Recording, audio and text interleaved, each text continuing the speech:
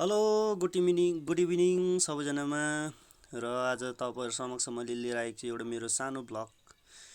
र तपाईँहरूलाई म के जानकारी गराउन चाहन्छु भने नि,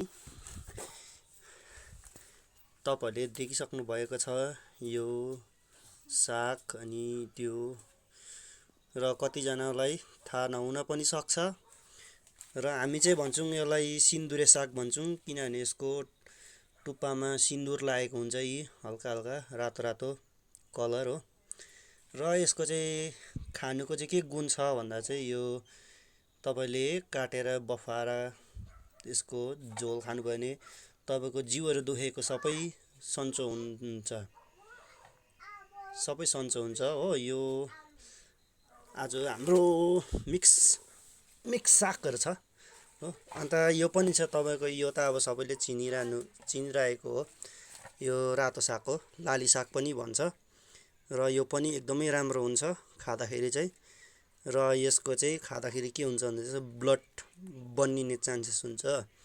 यो त तपाईँले नबफाए पनि हुन्छ, बोइल नगरी पकाएर खाँदा पनि हुन्छ। तर यो चाहिँ किन बोइल गर्नु भन्दा चाहिँ अलिकति गनाउँछ र मात्रै।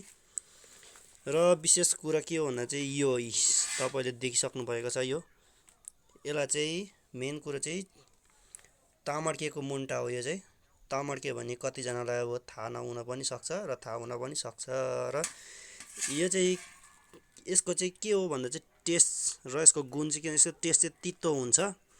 र यो चाहिँ तपाईँको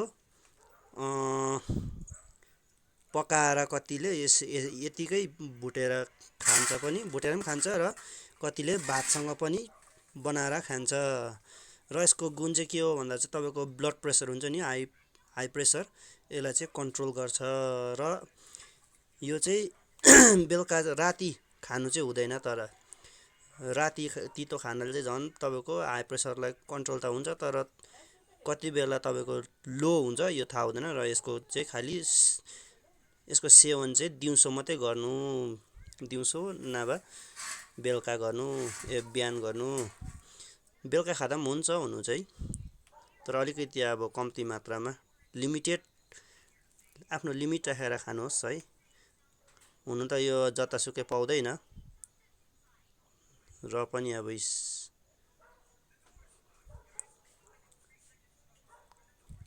कति राम्रो छ। यसको फुल पनि हुन्छ, यसको फुल दाना पनि कति मिठो हुन्छ होइन, राम्रो तितो, अब तितो मन पराउनेहरूलाई र राम्रो हुन्छ यो हेल्थको लागि है। हस् त, धन्यवाद।